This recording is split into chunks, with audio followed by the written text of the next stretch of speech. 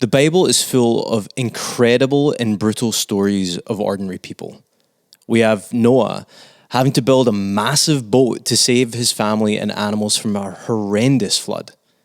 We have ancestral relationships like Lot and his daughters. Isaac was almost murdered by his own father. Tamar was raped by her stepbrother. There are numerous bloody wars where cities are pillaged and homes destroyed. In the New Testament, Herod commanded all male children under 2 were to be killed. I can't imagine the screams of the mothers and fathers from that. Not least, we read of the very public and graphic display of humiliation through the crucifixion of Jesus. To us, it's part of the great biblical salvation narrative. But people watched on as these men with large nails puncturing their bodies bled out and struggling to breathe as they slowly died. These are not events that are quickly forgotten. Trauma and suffering leave a residue that isn't easily removed. Epigenetics has shown us that trauma doesn't just affect our minds, but is carried and transferred at the gene level. What's the psychological and physiological toll on these people from the Bible for what they went through? What about you? What's the mental, emotional, and physical residue that you carry from your life experiences? What do we do with it? That's this week on A Little Better. Our goal on this podcast is to know Jesus better and with the power of His Spirit, do better. So together, we can be a little better. Welcome to the A Little Better podcast, where we help Christians mature in their faith. And before we get started, if you haven't already, would you like and subscribe? This is really good feedback for us to let us know that these episodes are really helpful to us. So if you could do that, that'd be really, really helpful. Today is our final episode on our series called Through the Suffering. Through the fire, not through the suffering, but through the fire. And this is an episode that I've actually been really looking forward to because Drew and I are joined by Dr. Andy Hartman. And but before we dig into some of those questions, I did mention last week that almost confessing last week that I was going to be watching the Ryder Cup. And I did. And I'm pleased to announce that Europe did win if you missed. Wow. I was wondering where that was going. I was like, thanks for the update. I tell you what, I know. I went through the fire over the weekend. Sunday afternoon was stressful. But you don't mean through the suffering? It's through the suffering, I know. That's tough. We all make mistakes, which is probably relevant to this conversation. It's true. But Andy, thanks so much for being on. You're a psychologist, therapist. Give us a little bit of your background before we dig in. Great question. I was fortunate to be raised in a Christian community and came to faith as a teenager. Went on to Wheaton College with a desire to just God use me, and found myself in ministry in my 20s, leading a children's program. I discovered out of that wasn't my best expression of myself, my limitations, and but found a genuine sense of calling and direction around helping people one-on-one. So that's when I kind of pivoted, went back to school, got trained as a psychologist, and opened up a practice. So I've been practicing as a therapist for decades, and just a holy space to be able to join people in their suffering and serve the faith community in ways that I can. I know as we've talked, you have this passion of like merging, even as you just said, of like merging the clinical and the spiritual together. It is like a sacred space. You talked about it. Whether someone is of faith or not, there's this amalgamation of the two worlds colliding in the therapy room. I'm curious how fatigued you get from caring for people. I mean, obviously you can limit your caseload, but how do you deal with the care fatigue? That doesn't fit for me. For some, and again, some of that's wiring, but maybe some of it's because I really don't carry people. So it's not like that kind of fatigue. I join them in their suffering. I care deeply about what they're going through, but seem to have an ability to kind of join people where they are, journey with them, care for them, support them. but I don't kind of get fatigued in the process. So I think that's some of confirmation that I do that in a way, and I can't explain it other than that it. What about the opposite side of that? Do you ever feel like you grow numb?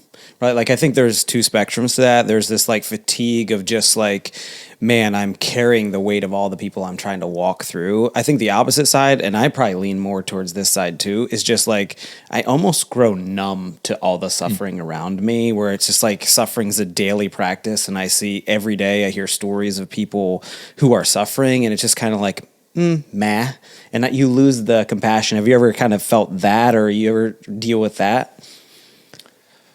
I track what you're saying, and again, I do live in the world of suffering as a therapist, and not unlike pastors and ministry folks. I mean, you're kind of the front row of a lot of pain and suffering in the world. But I wouldn't say I've experienced a sense of numbness. That's awesome. But some of that is, just drives me to kind of take responsibility for my own self-care and management, and how am I growing, changing, am I doing my work? So it's not just, helping people in their pain and suffering, but actually doing my work of growing and facing kind of my darkness, my shadow, where I'm kind of struggling with stuff. So. Well, we haven't covered how suffering or trauma affects our bodies. Okay. Throughout this series, we've hit suffering in multiple different areas, and for us not to become or play into the adage of hurt people, we need to understand how we are hurting. There's a quote from Body Keeps the Score. It says, research from these new disciplines have revealed that trauma produces actual physiological changes, including a recalibration of the brain's alarm system, an increase in stress hormone activity, and alterations in the system that filters relevant information from irrelevant information. He goes on and says, the challenge is, how can people gain control over the residue of past trauma and return to being masters of their own ship? I wonder if you have any thoughts on that to start off with, of just that sense of that we have residue and we have hurt that we need to get past.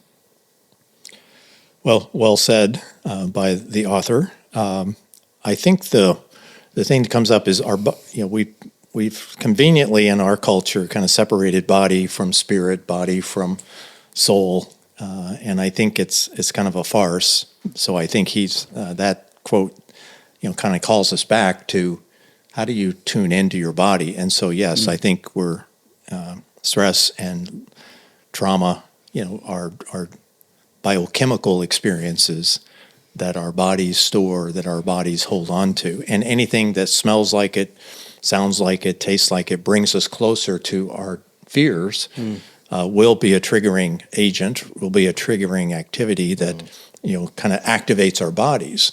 And sometimes we're not even aware of that. So it will flood us with different biochemicals and cause us to kind of shift in our brains over to our kind of limbic brain or primitive brain, where the fight, flight, or freeze response kind of lives, and that will activate, again, more biochemistry that keeps us elevated and alert and alarmed and trying to kind of manage threats.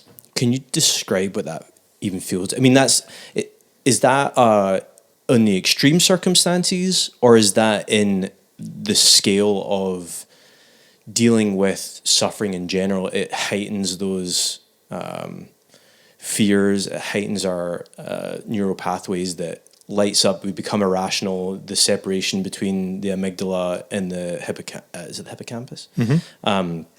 They separate.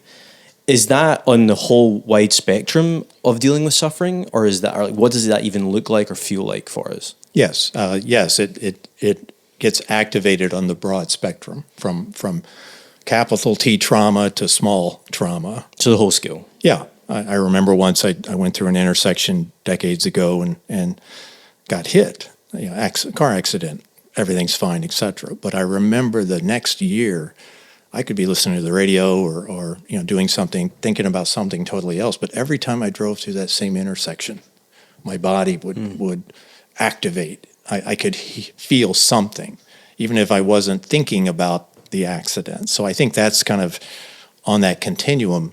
Very small things, subtle things can activate kind of that fight, flight, or freeze response. Yeah, I have that same thing with just airplanes, right? I had a really traumatic airplane flight, and I'm getting ready to fly in 2 weeks, and I'm already like tense. I'm already like, and I'm probably, a couple years past that. Like I've flown before, but I have this like even when I'm not thinking about it, it's just like I have this inner gut that's just uneasy because I know it's coming. Yeah. The body keeps the score. So Bessel van der Kolk, he definitely specializes in PTSD. And we kind of throw that term out, PTSD, like it's Skittles. Of just like, wow, that's PTSD. Oh, I've got PTSD from that. Yeah. And it's actually quite a narrow classification. Yeah, diagnosis. Yeah.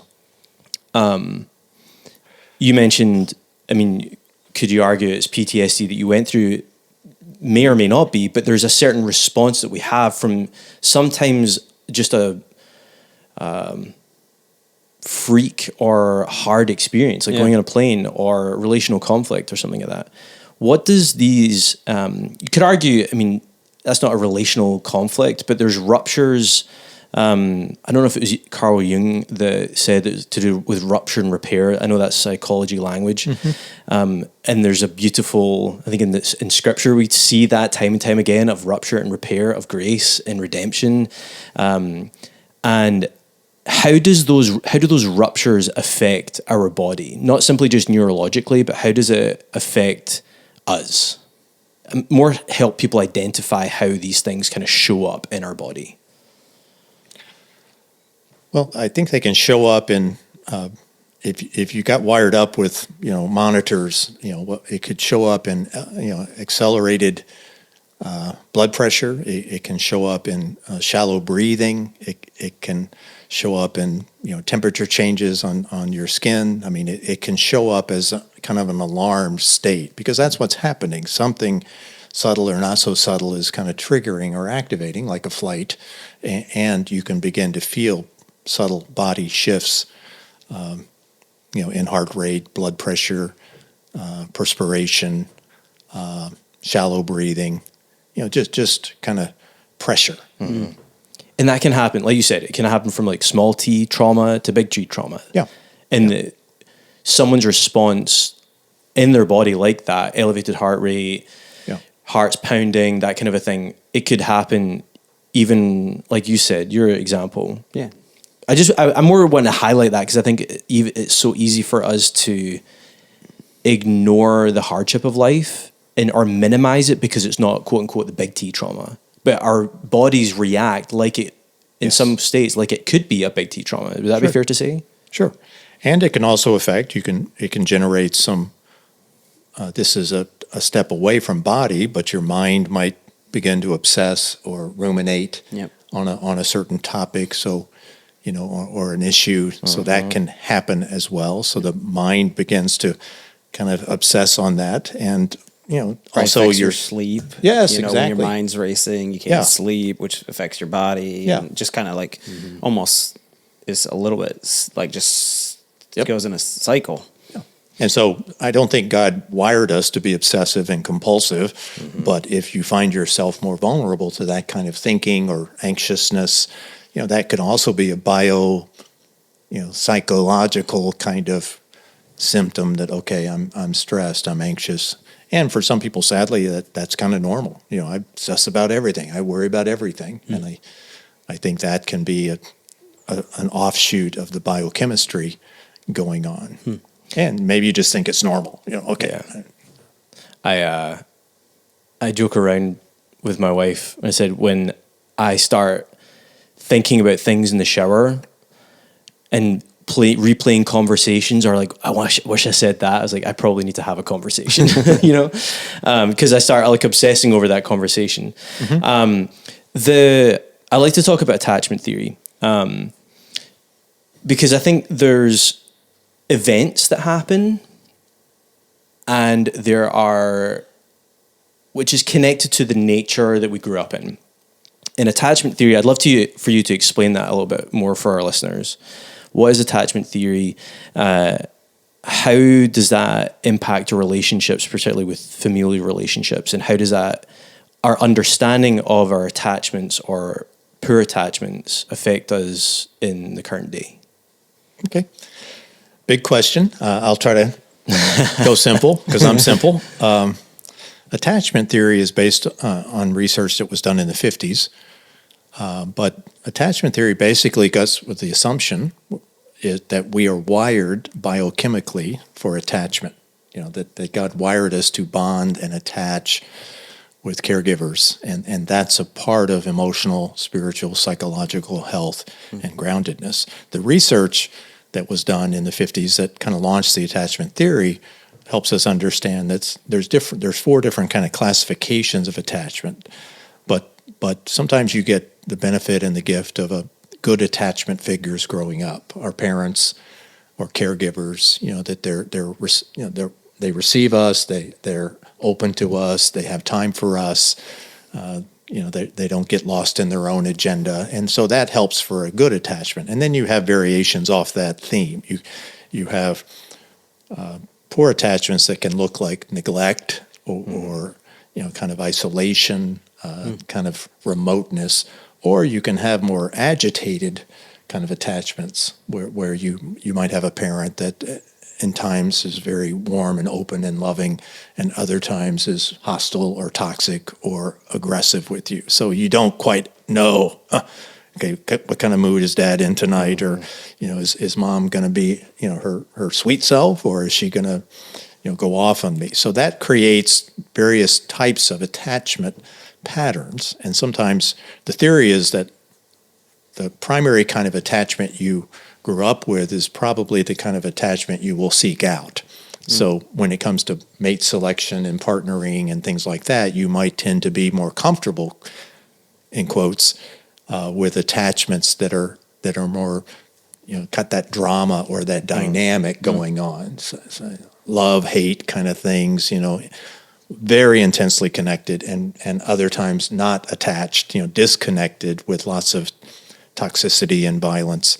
Or we might be more comfortable with someone who's, kind of just not there, and that's attractive to us in the sense that it's what we're used to, but it's also a part of the drawing. I want to try and get somebody to be more connected to me. So that's, in theory, what the attachment body of information is about. So Ashley and I actually studied a lot of this with our adoption, right? So Beautiful. Malachi is our adopted son. Probably most of the people have seen pictures of him or know him. And one of the biggest things was because he had 2 years in an orphanage, right? We were worried, will he be able to attach, right? Because of his past, no really good caregivers, like he just never learned to attach, or maybe he was attached to a caregiver at the orphanage. And so one of the things when we brought him home, he was 2 years old. One of the big things that made us feel really weird and awkward was, when we were around friends, we would tell our friends, don't hold him. Don't, when nope, he sits with mommy or daddy, because we were nervous that if he found someone more comfortable, he would attach to them instead of us. And so it was like this really odd season where we felt really rude to people, but it was that big of a deal that he was able to attach and find comfort in us and know, hey, this is my mommy and my daddy. Beautiful. Is the term secure attachment, am I right in thinking? Yeah. So why is the development of secure attachments so important, and what are the effects of insecure attachments? Well, secure attachments, basically, leverage the God-given wiring that we can feel safe, we can borrow someone else's kind of regulation, emotional presence. So if think of children when they're upset, that what they need is a lap to sit on, a kind hand, and they need somebody to help them kind of co-regulate the secure, grounded, kind of available presence of a parent. Yeah. And so that's why a secure attachment is so important. And the dirty little secret about attachment theory that has mushroomed it into the current culture is, we like to think of that, that's just a kiddo thing. You'll outgrow your attachment needs. No, I mean, we all, as grown men, we sit here and certainly we have our independence and self-sufficiency, but we still live in that God wiring of we need to feel generally attached and connected to the people that matter to us. Yeah. Now, your other question was about insecure attachments, or yeah, it's like I think we kind of grow up sometimes not realizing you can have a great family, great childhood, and then realize, I was lacking in this. And it might not necessarily be to do with insecure attachments, but you're lacking in a certain way when it comes to attachment type relationships that are so pivotal in how we then either regulate or go through hardships in life. Is that fair to say? Mm-hmm. How does I don't think anyone, and you could correct me on this as a professional, I don't think anyone, regardless of your childhood, doesn't have to deal with some level of insecure attachment. Sure. Or the result of an insecure attachment. How does that then affect us going through trial, going through hardship, when we, regardless of the scale, we have to deal with some of those wiring issues? Well, if we connect it to the journey of suffering, I would think, frequently involves some loss of connection or attachment to either communities or people, or some loss of connection to predictability and the known. So I think what happens is when we go through suffering and we're experiencing some kind of loss or disconnection, from what we had hoped or expected or were used to, then I think what that threatens is our deepest fear, coming from the primitive brain, is to be alone. We're on our own. And I think that's just not a cognitive, logical kind of, it is a profound, and when you think of children, I mean, their deepest fear is they're on their own. They're unattachable. So what happens with children is that they will work hard to attach to even an unavailable parent, because they have no other option. Yeah. You're it. Yeah. So I got to attach to you because I can't take 2 steps backwards and I'll just handle my own emotional pain or trauma. So I think that's what sometimes gets activated in suffering, is that we feel alone. We feel alone in some way in our life. Oftentimes spiritually, we feel alone. Where is God? How could this be my life? And I think that's what you're touching on in the messages is, where is God? Because it triggers our deepest fear of I'm on my own. Yeah. Do you ever see the case where someone, you talk about insecure attachment, where, their deepest fear is being alone, but having a life or a childhood where they didn't attach, even when there is parents or people to attach to, that fear of being alone actually pushes them away? Or when suffering comes, that fear of I'm going to be alone and I can't trust these people because I've never really attached. And so that fear of what if I put myself out there and they leave me alone? Yeah. Causes people to run. Yeah. So that perfect, because I think that requires in a survival instinct, even though you want to be connected, you will do life a bit detached from others out of the fear of I can't trust. Yeah. And that's sometimes a consequence of insecure attachments, is we're over invested in bonding with someone, and we've all read the horror stories of those kinds of attachments, or we take the other end of the continuum, which is I'm afraid to. Now, that's setting aside other things like neurodiverse, issues or spectrum issues, autism. I mean, sometimes there's something different in the wiring that may prevent someone from attaching, but that's a whole different conversation. It's really just trying to lay the groundwork, because we've talked a lot about the situations of suffering in this series. We've talked about consequences, broken world last week. And really it's kind of understanding ourselves a little bit more and how, because I want to get to next is how we deal or how we redeem suffering. But I think first needs the groundwork of what's actually going on inside of us. And that's one of the gifts of therapy that can help us understand the way we're wired, the way we kind of default to things. We might be, our proclivity might be to run, it might be to fight, it might be to, like, you name it, we can have a whole bunch of reactions.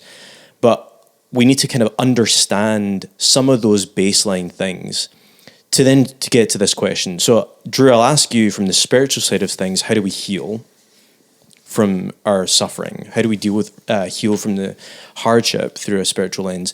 And then Andy, I'd like to come from you from like a psychological, clinical end of how do we heal or redeem suffering? So, yeah, I think the first place you heal from, spiritual suffering is through that big picture, right? It's through a relationship with Jesus, right? Like, we suffer because sin broke the world.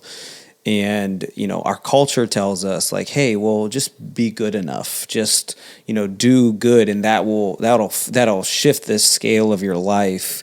But I think we have to come to this understanding that we can't be the solution to sin, right? There's only one solution, and that's the sacrifice of Jesus and his resurrection. And so I think ultimate spiritual healing starts with you surrendering your life to Jesus. That's why last week I gave the gospel invitation prayer, right? Like, because that's ultimately where your spiritual journey begins and healing begins, right? It's what's weird about salvation is it's like ultimate healing, but it's also the beginning of healing, right? Yeah. So you get eternal healing, right? One day you will be made right through Christ.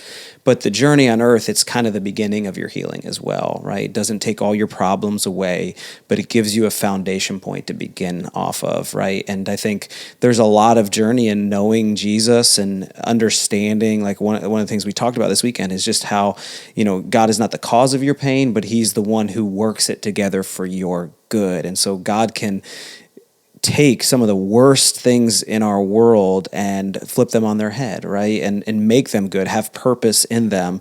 We even listened to a story this weekend of a lot of hardship, but yet through that hardship, God's presence and his ability to work in those scenarios, there is good out of it. And so, I think healing starts with salvation and a relationship with Jesus. And then as you build off that relationship, you see suffering, he begins to change your perspective on it, right? Instead of dreading it, instead of trying to run from it.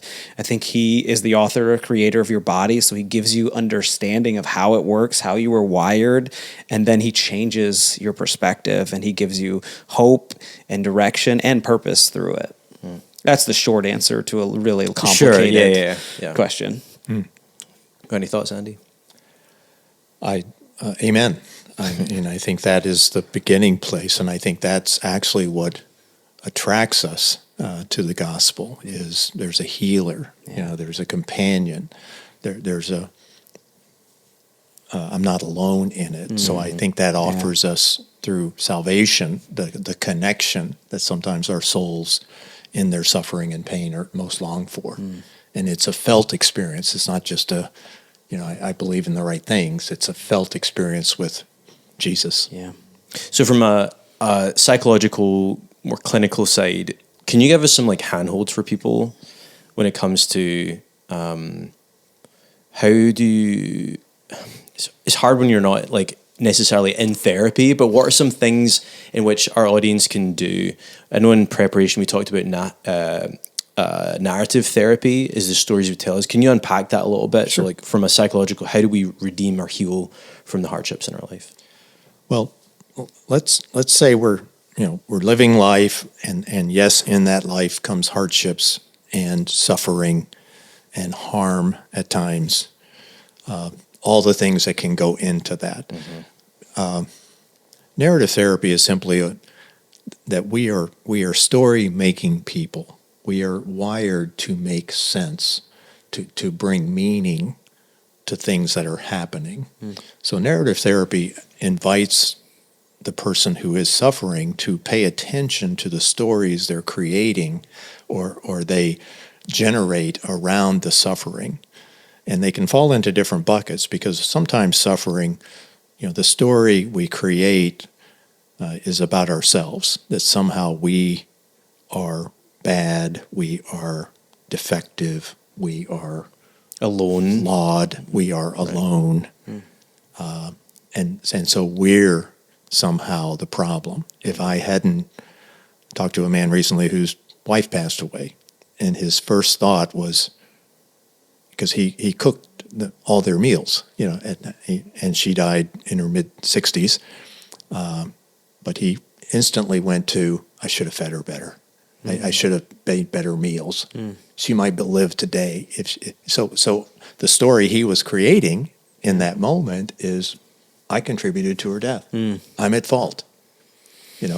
She'd still be here. Now, most of us would try to talk him out of that one. But I think that's some of what narrative therapy is an invitation to start looking at the stories you create around your suffering. And one category is the stories you create about yourself. That I'm bad, I'm flawed, I'm defective, I'm alone. Another category would be God. What's the stories you tell yourself about God? That God's, abandoned me. God is pissed off at me. God is angry with me. He's punishing me. And I've, as a therapist, been journeyed with lots of people come in with deep stories of, it's God's punishment. Yeah. I've done something bad. And not that we don't sometimes do things bad or make poor choices that cause some of our sufferings. But the beautiful thing about the gospel is God says, I'm here. You got a DUI, so what? Let's get after it. Let's look at yourself. I can help you here. Or you went through a tough relationship, you divorced. Okay, I can help you. Not that he, gives a wink to our sin or how we contributed, but God isn't in the business of kind of turning his back on you. Okay, you messed up, you failed the class. But that's sometimes the story making is, what do we tell ourselves about God? And sometimes that's very important part of redeeming suffering. Yeah. Because lots of us get lost in bad stories about ourselves, about God. And the third category is about the world, that the world is unsafe, that the world is after me, or stories about control, that I am powerless, I am helpless. Now, none of us have all the control. I'd like to say God wired us to want reasonable control of life. Look at the garden, take care of it. That's your job. Okay, so we're going about the business of trying to control and bear fruit and make things happen. But sometimes the harm and the suffering cause us to begin to create a story that I'm helpless, I'm powerless, I have no agency, I can't make any difference. And when you've got the combination of a God that's pissed off at you and I have no agency, that can be a formula for despair. Yep. Yeah. There's a quote by Kurt Thompson from a book called The Deepest Place. It says, many of us endure our suffering by numbing it. Some endure it while nursing their anger and resentment, which turn to bitterness. Some will end their lives when, in their overwhelmed state, they believe they no longer can endure it. And what I'm hearing from you is the stories we say is critical for our outlook, our perspective, because that can either lead us into despair, deeper into the lie, or in towards redemption and ultimately healing. Is that what you're getting at? Bullseye. Yes. And I think that's where oftentimes, we need the community around us, those who journey with us in suffering, that can bear witness to what we're going through. Not to teach us, hey, okay, think of it this way, but to just listen to our stories. Because the truth is, how we see ourselves or God or even the world around us oftentimes are linked to childhood journey. Our losses, our traumas, our harm, our hurts. So if we had an environment growing up where I was kind of on my own and, had to kind of raise myself and I was a burden to others, then, okay, I go through some adult suffering And I'm going to start linking unconsciously in our primitive brain. Oh, I know what's going on. God's busy with something else. He doesn't really care about what I'm going through, or I should have done X, Y, and Z. I could have made this different. Blaming myself. So I think that storytelling is important because we are made to answer what you mentioned over the weekend service. Is we're wired to answer the why. But sometimes we have really stinky answers for the why.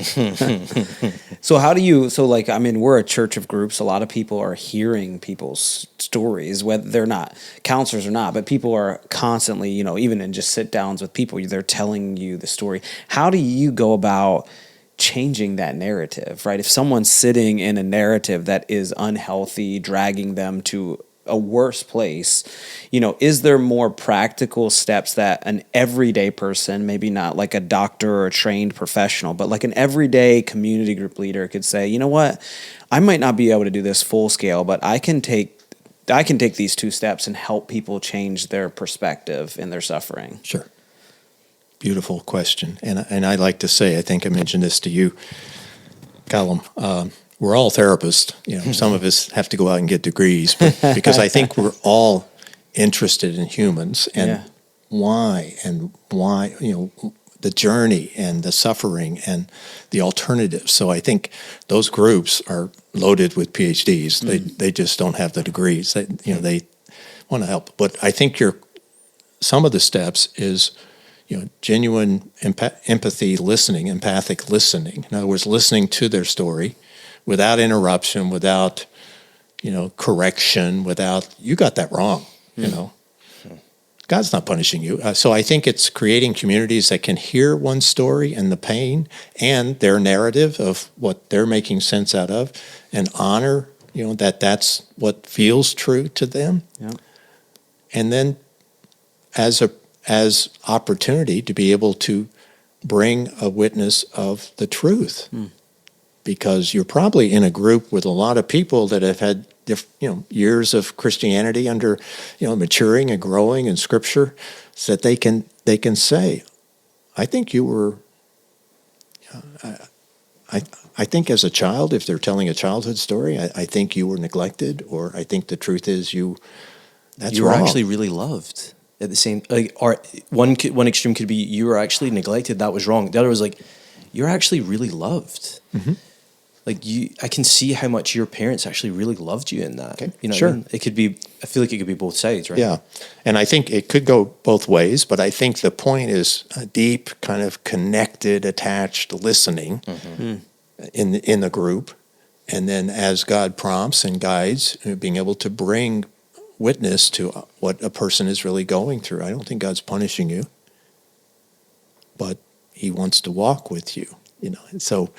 And not doing what a lot of times we want to do is because when we hear someone we care about talking their narrative and we just want to talk them out of it, or that's not right, but, and again, there may be some truth in there, but sometimes that's our own anxieties about, oh my gosh, she sounds really depressed. I wonder if she's getting, I wonder, this is really getting serious. I better talk some sense into her. Or we struggle to live in the tension with them. Yes, because exactly. We don't know how to deal with our own tension. Yeah. Right. Because if you're suffering with, some health issue, that makes me anxious. Yeah. So I want to tell you. It just reminds me of James, right? Slow to speak, quick to listen. listen. Beautiful. Right, and I never thought of it this way.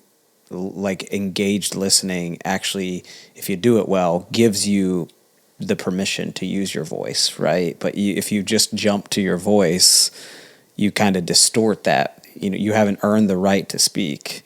Yeah. And the good news is anyone can listen. Yes, but listen, not to convince them or point out their wrongs, but listen. If I'm listening to someone who feels powerless, helpless, and I know their story enough to know where they come from, my job is to not step in and give her advice. Okay, I think you ought to do these 3 things, to try to empower them. It's more to suggest, you sound powerless, helpless, but I think you have more power than you realize. What do you think? There was No. I mentioned to you, so Tom, who we both know Yes, from Chicago, yes.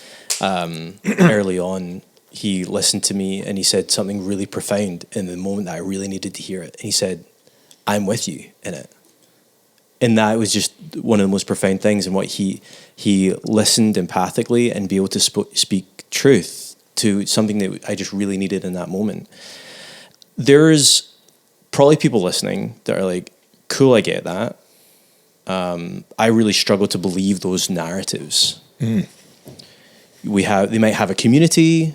Hopefully they have a community of people around them in a community group or something, that a friend that is saying, no, this is the truth. But it's very hard to hold on to a true narrative. Can you speak to that person? Well, I feel your pain. I think we all live with stories and a narrative in our own journey that feel true. That I'm not enough, or I don't have what it takes, or something's wrong with me and flawed. And so I know it feels true. And inviting that person, inviting the listener, to open to the possibility that it's not true, and that you're really a treasured golden child of God, made in his image, value and worth from day one. That's right. That never changes no matter what you do, and that God sets the foundation underneath, that you are lovable just as you are. And they'll say, I don't believe that. I mean, and I do this for a living. I mean, this is a lot of what comes in the door is people who are wounded and deeply hurt by life, not of their doing, and carry that message with them that is distorted, that is a lie, but feels true. So I think there's hope, but the first step is to get their attention, that they're believing kind of a bad clue. They're believing something out of an experience of trauma, usually, or harm, that in the moment made sense. I mean, if you're being kicked down the stairs and told you're an idiot as a child, that was truth. Yeah. Sadly. Yeah. And now you're telling me that's not true. Yeah. So I think we have to respect that the belief system is not just, let's flip the page and believe something new. It's rooted often in an experience that usually needs to be shared in order really to good let point. witnesses we as a Christian community bear witness that, okay, that's horrible. And after honoring and listening, how can I, join that person and let them know that was abuse. That was harm. You were an innocent child worthy of safety and protection, and you got the opposite. And on top of that, you got blamed that you're the cause of this. Yeah. And therapy obviously is a place where oftentimes people find some deeper relief, because it's a journey, it's a process. Yeah. What I hear is the importance of truth in understanding a true narrative as opposed to a false narrative.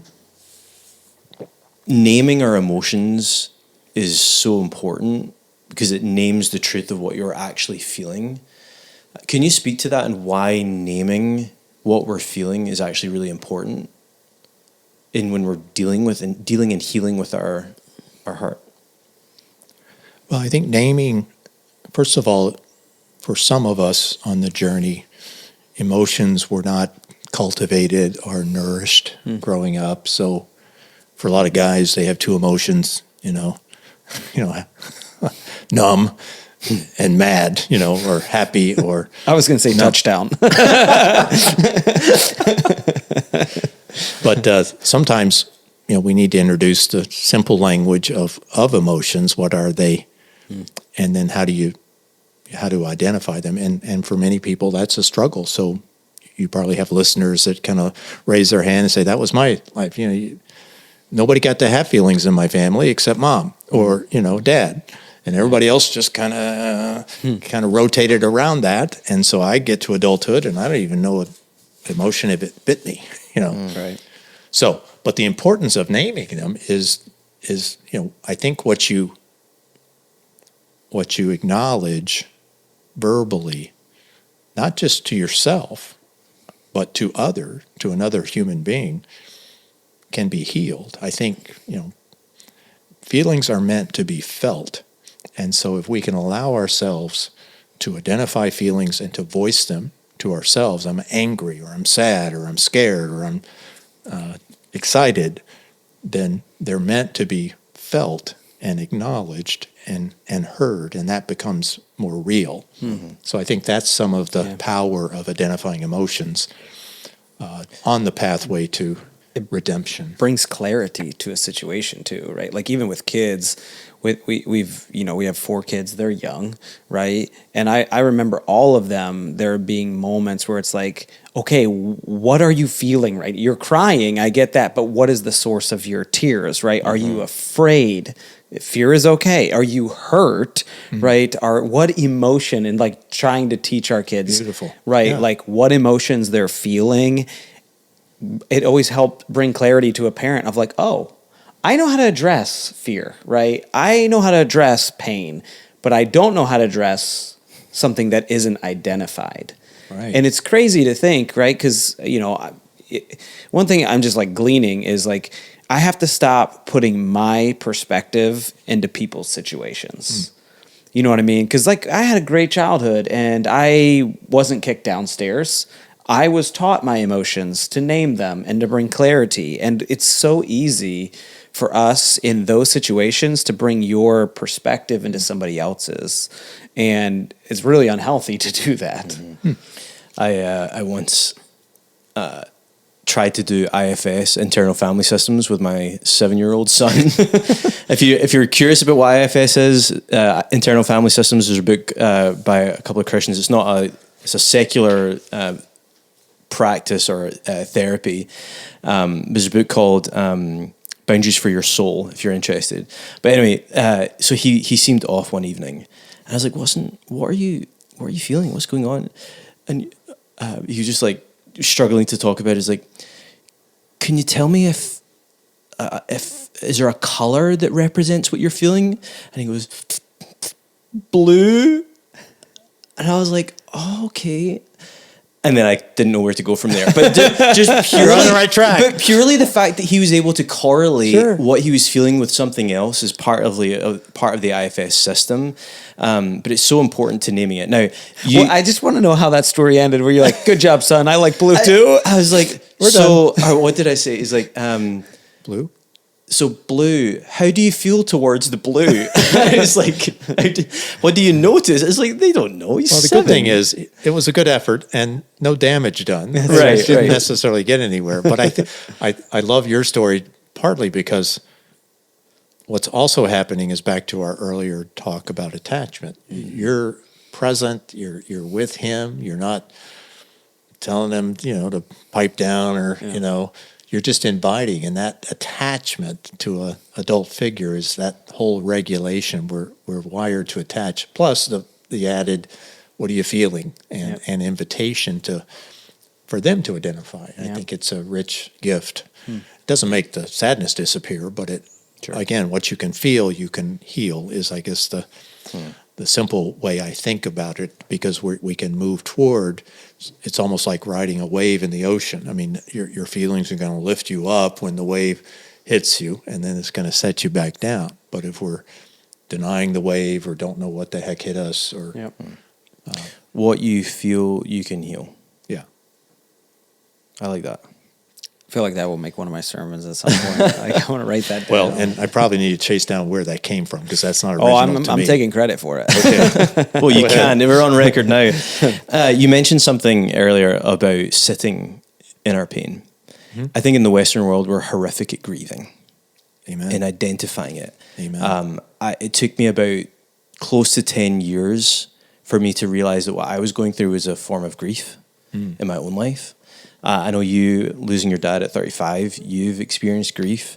And even churches nowadays, we don't have a graveyard in the front, so we're almost desensitized even more by our buildings, because we don't have graveyards in front. As you walk into church, you're faced with life and death right there and then. What is so important well, not necessarily what's so important. You've said what's so important about sitting with your pain to feel so you can heal. But what are we losing out when we don't grieve well? I think you're not processing. It's kind of like you have emotional constipation. I mean, you got a lot going on, but there's no movement. You're just kind of stuck, and so you're kind of left to distract yourself or just get busy or move past it or try to push through it. So, but grief is scary. Grief is stepping toward pain, and I think most of us are trained to try to move away from that. But it is loss, and grief, I think, is pretty central. Even in suffering, there's usually something that has been lost or changed, or and if that's in a relational space or some form of security, or the bliss of health, and then all of a sudden I'm not. I mean, something is lost, and so I think, yes, there's a need for, let's get a workup, let's address what's going on. I need a new job. I need to activate. Yes, but I think the grief is the process of emotional processing, feeling what we're feeling, having a safe person or circle that you can share that with, that can be with you in that so that you're not alone. I feel like sometimes too with grief, it's for me who's a control freak, if I grieve, I'm letting go of control.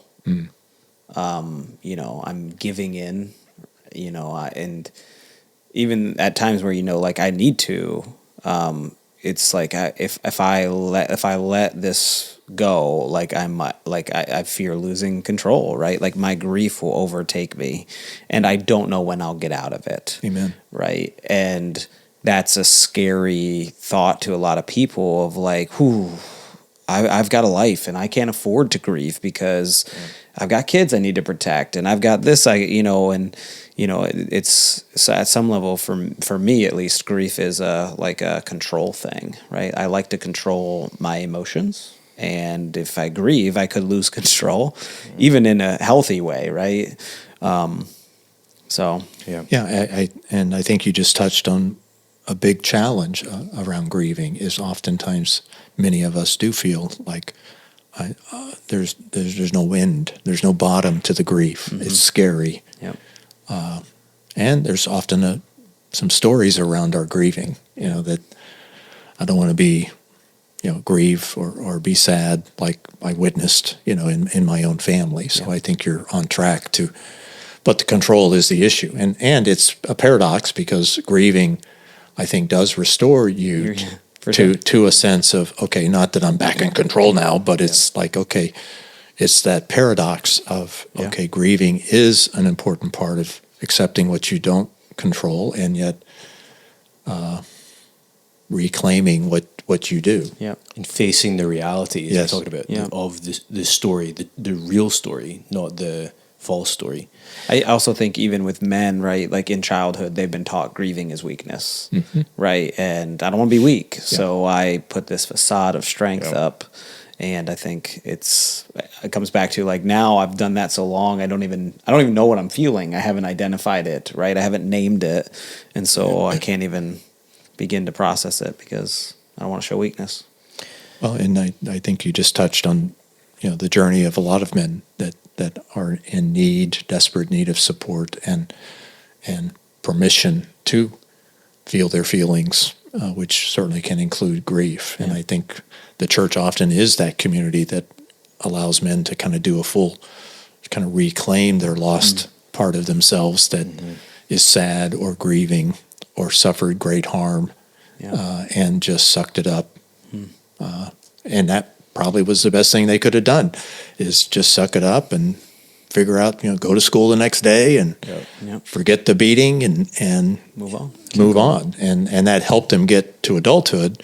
But I guess for a lot of the men out there listening to us, the invitation is to connect with some men that can help you look at your story of harm or loss and start processing feelings.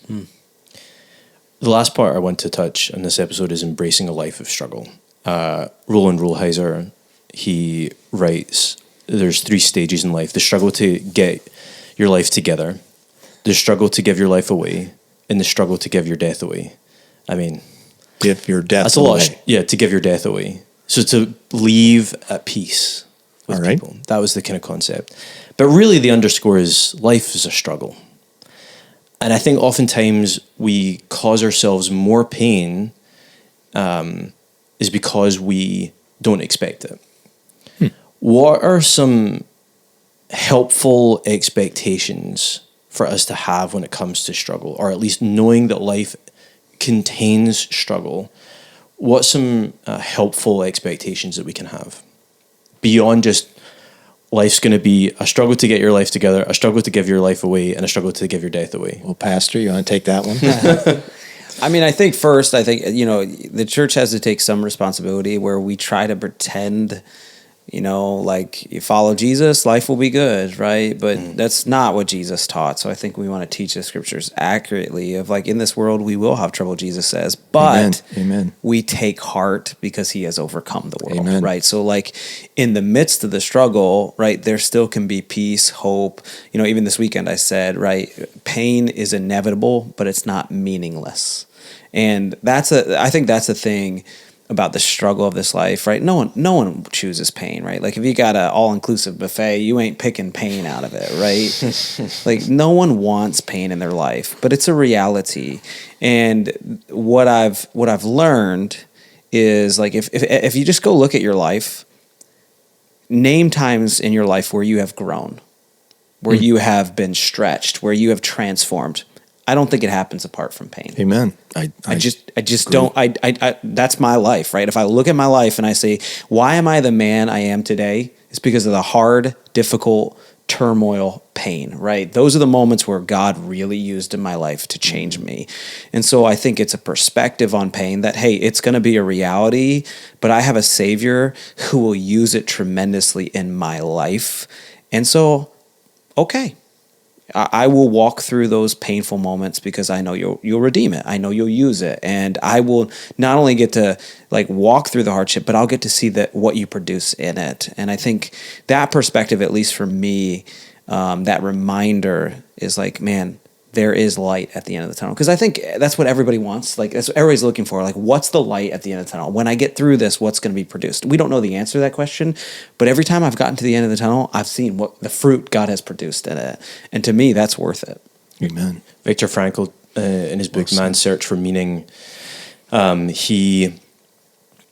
don't have time to go into his story, but it's a fascinating read of his experience in a concentration camp during World War II. And he countered Freud, where Freud was man just looks for pleasure, is driven by pleasure. And Frankl countered that with he's actually searching for meaning. And his logotherapy is about how meaning can help us go through suffering. Where his experience in a concentration camp, they tried to strip him of meaning and purpose. But actually there's finding meaning is such a gift when it comes to enduring. And I think that's the beauty of the spiritual Christian walk, is that we find not just micro meaning in our suffering. This is I'll get stronger because of this, but this macro meaning that this is part of a greater redemptive story that we have, that God is working out. That I don't understand how people without Jesus can get through it. Yeah.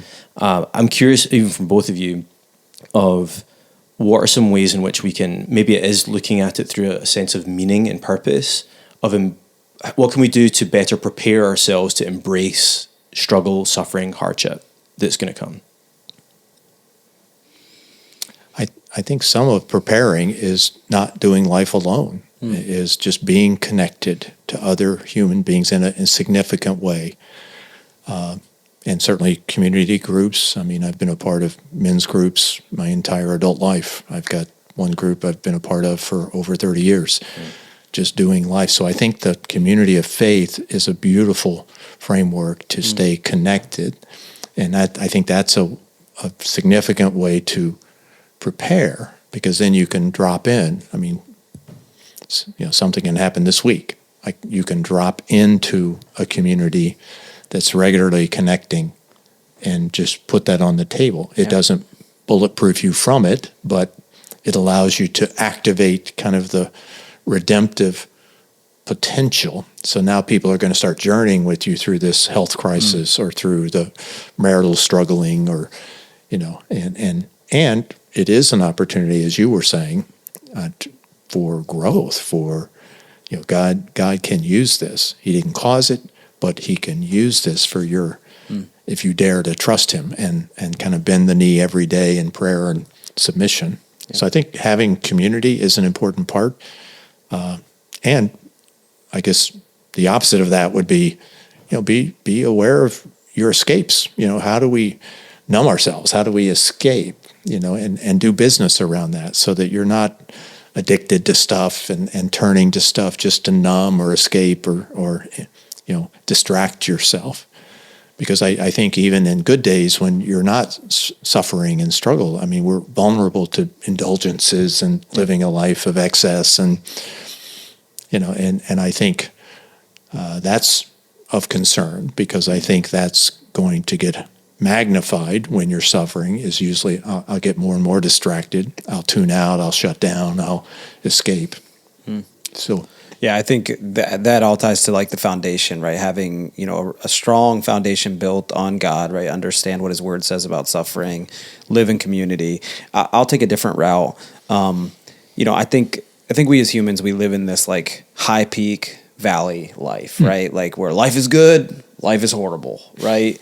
I would say choose a middle ground, right? And I think the way you do that is preparation. So for all of us right now who aren't suffering, choose it now, right? Like choose to suffer, not in like big ways, but you can choose suffering in your life and you can grow accustomed to it. What we choose is comfort so much, right? We choose to be comfortable. And so we're in that high peak and then life gets bad and we go down to that valley. But I think if we live in a lifestyle that truly follows Jesus's words, where he says, deny yourself. What is he saying? Well, okay, to deny yourself is to suffer, right? It's to say no to me for something better. And I think you can build small patterns in your life of suffering that help you build this spiritual foundation that when suffering does come in whatever shape and form, it still hits, but it doesn't hit as this high, like from a high peak to a low valley. It's this consistent rhythm of I'm choosing to let go of some comfort and choosing some small suffering.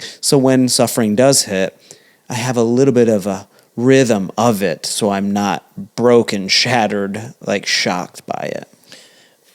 Wow. The picture I have in my mind right now is of UFC fighters like smacking like wooden poles against their shins to like desensitize them. I mean, at some level, that's the kind of what you're getting at is you're almost preparing yourself to be hit. So let me give some practical examples of I'd this. love to hear right? some. Like, what that look like. Go to the gym every day, right?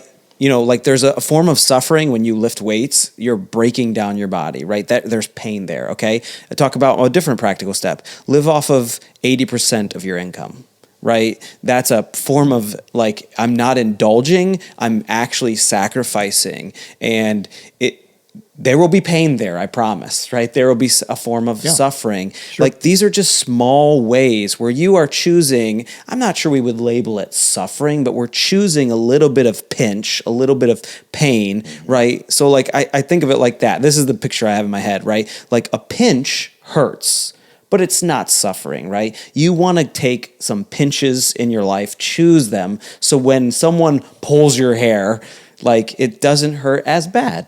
Okay. I know that's maybe a terrible illustration, right? It won't go down in a book, but it's novel. I think you're onto something, and I'm intrigued by it, inspired. I mean, I think the word discipline comes to me because discipline is, I guess, in Paul's writings in the New Testament. I mean, buffet your body, make it your slave. I mean, so if we stick with the physical metaphor, it's about having some rigor, which isn't about just indulging yourself or pleasure, but that's a metaphor for a lot of life. The discipline of even practices, spiritual practices, reading scripture, praying.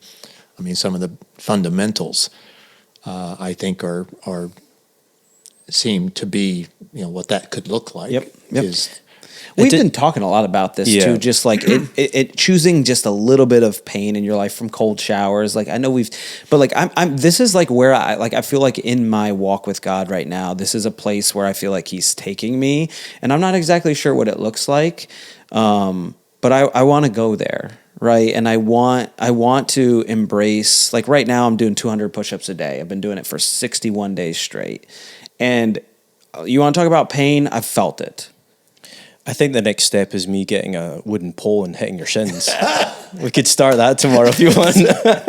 I'm a little concerned about this imagery. You can't get out of here. Yeah. One of the things you mentioned. A vote in this. You mentioned I might be seeing you after that. One of the things that as I've dug into psychology and some of the therapeutic methods, is how closely related what Scripture provides for us is really quite healing and regulates our nervous system, as we talked about earlier. Things like meditating on God's Word, spending time in His presence in silence and solitude, fasting, or just pure exercise, walking. I think they don't necessarily explicitly say go for a walk every day in the Scriptures, because they were walking a lot more than we do in the States when our cities or towns are built around the car, or having community because it's so baked in.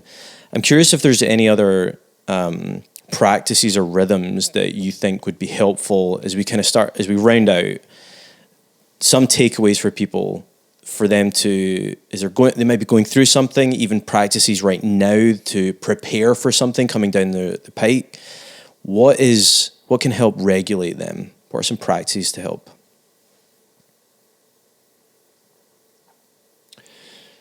Well, nothing new comes to mind. I guess I go back to, the attachments, having community, having safe people in your life that you can join and therefore kind of co-regulate, when you're going through difficult things and your primitive brain is activated. I mean, I think that's, for me, because out of that can come then, we can name what we're going through and name the feelings and share it. And then out of that we can explore it, so it's like name it, share it, explore it, meaning the deeper stories or the beliefs, that we're bringing to it that maybe feel true, but, suspiciously aren't true.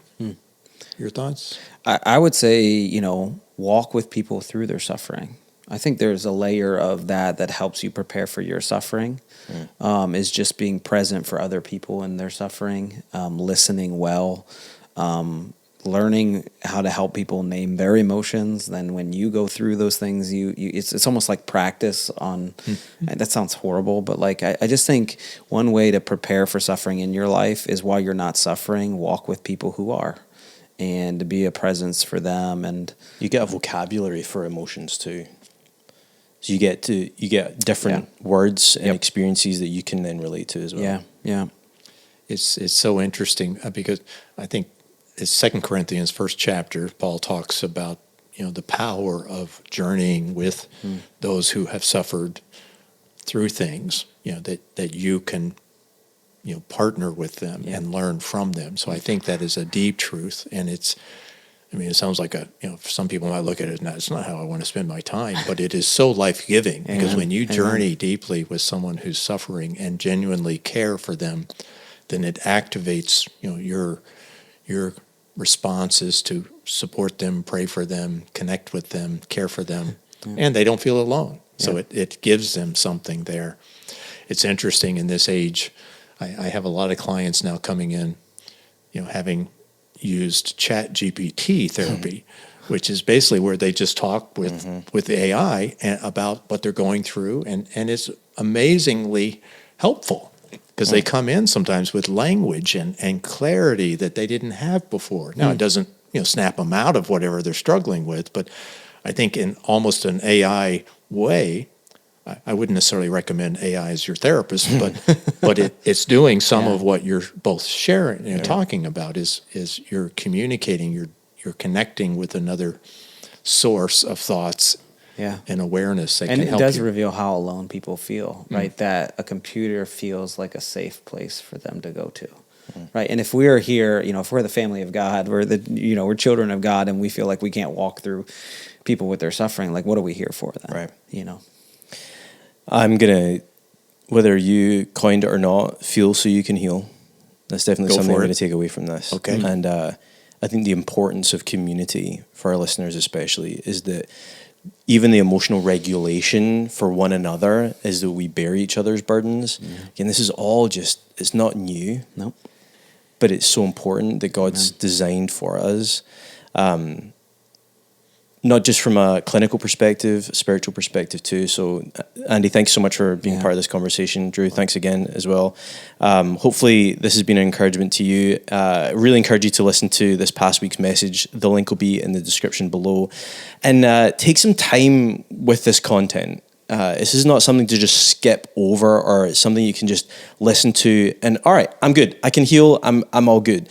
The practices that we've talked about are going to take a long time for healing and restoration and things to happen in your life. So don't be afraid that this isn't a quick fix. This is going to be a journey, honestly, a lifelong journey that we're all going to be dealing with. So let's do it together. And remember, we become a little better when we love God and others a little better. See you next week.